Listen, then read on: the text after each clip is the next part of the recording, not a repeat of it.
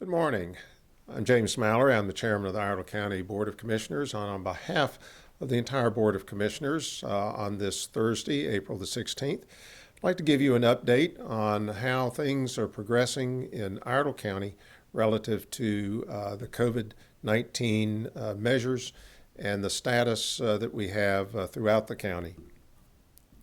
As everyone knows, the last month we've been practicing an ever tightening regimen of restrictions on our daily lives, on our businesses, and through that process of social distancing and limiting gatherings of people from 100 down to 50, down to 10, of watching out for personal hygiene and wearing masks to protect other people. All of these measures that have been put in place have been there for one reason, and that is to try to limit the spike of infections, which would lead to hospitalizations and an extraordinary demand on our ICUs and ventilator capacity.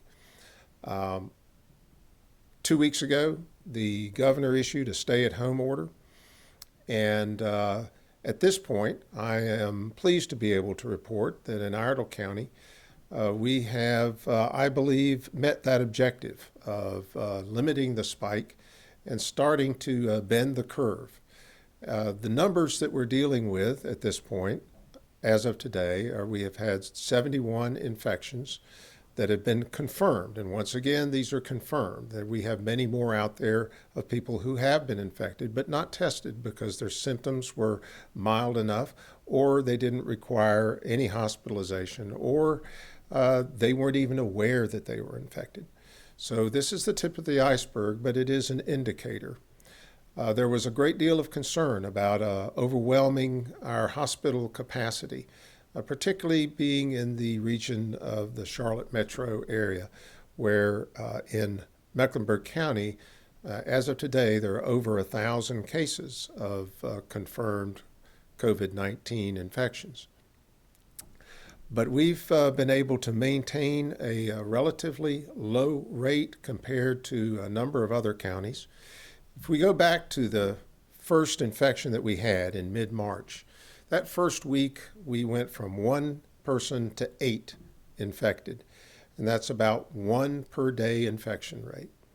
The second week, we went from about 8 to 25, and that's an infection rate of about 2.5 persons per day.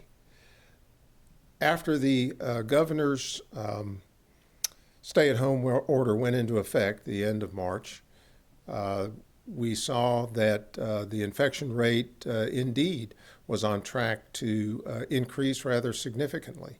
And in that third week, we had an increase from about 25 to 53. And that's an increase of almost 28, which was averaging 4 a day. When I last spoke to you, I said we were looking at an infection rate of 4 to 5 a day, and it had jumped.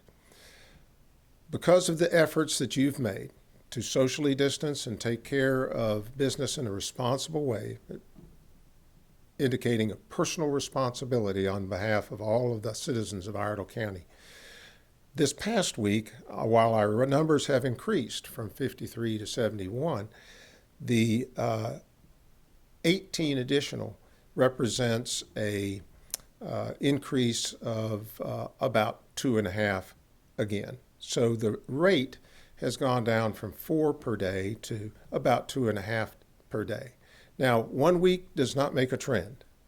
1 week is a positive indicator of a slowing of the infection rate, so that we won't perhaps hit a spike, but rather more of a plateau. But that plateau may extend longer in time than a spike. But the whole point is not to overwhelm your first responders and your hospital capacity. And I believe that we're on the road to achieve that goal. I would say that the biggest question that people have is, well, when are we going to open back up? When's the county opening up? When's the state opening up? When is the country opening up? So people can get back to work and start being able to resume normal life. Well, at this point, we're not at the beginning of the end. I would say we're probably at the end of the beginning. And that our work on this issue against COVID-19 will be a longer term, many months process. And that the opening up of our economy will occur in a gradual fashion. And if I was to prognosticate, I would say that since the governor's current order is in effect until April the 29th, that probably we're going to continue under the same restrictions that we currently have until the end of April. After that, we'll have to see what the governor has decided based on the guidance and the advice that he's received as to how much we can start to get back to a new normal. Now, what the governor has indicated that is going to drive his decision making is sort of conditions based. And he's looking at essentially what I'll call the 3 T's. It's testing, tracing, and trends. And I would add another couple T's to that. That is treatment and termination. So let's just run through what those 5 T's mean and how they play out over time.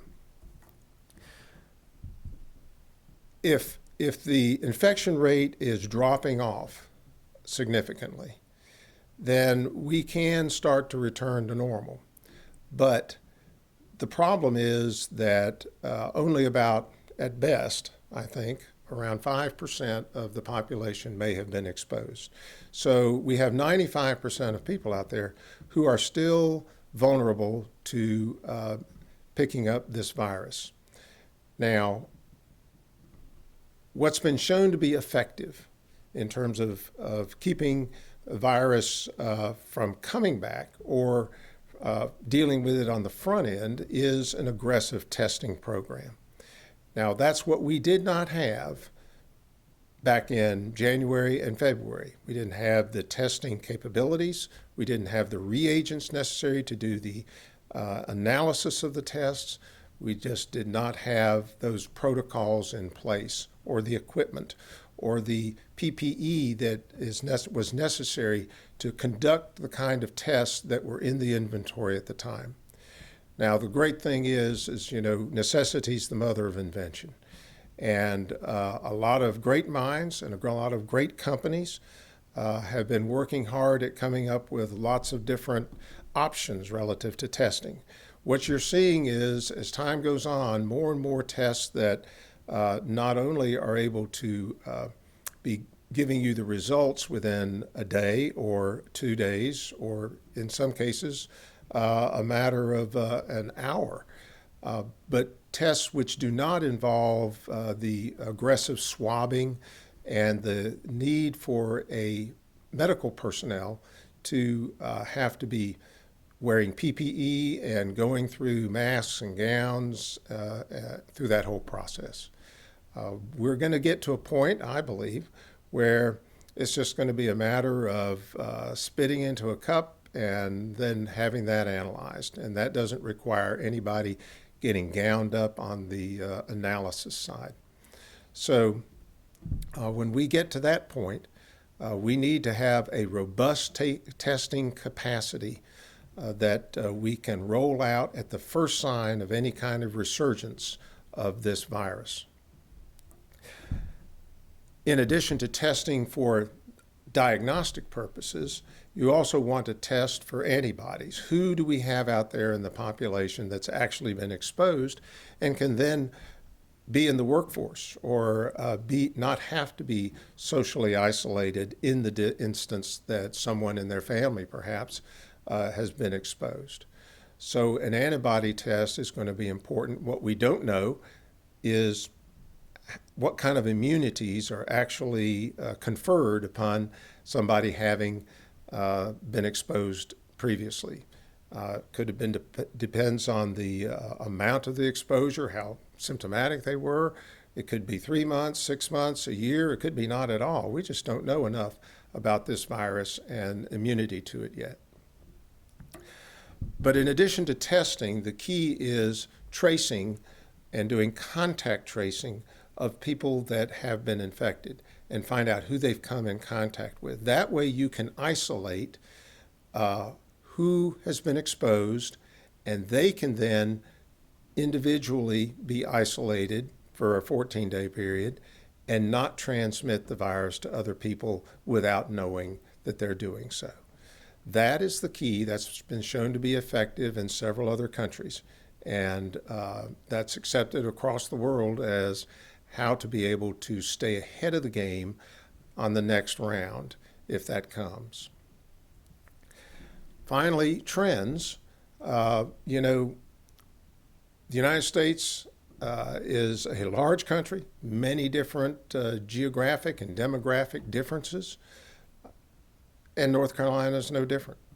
So if you can analyze the trends and understand the demographics, the geographical dispersions, it's possible, and I would hope probable, that in the future, rather than having a one-size-fits-all statewide restrictions, that those restrictions can be tailored to appropriate communities to be able to deal with the situation they have without impacting everyone else.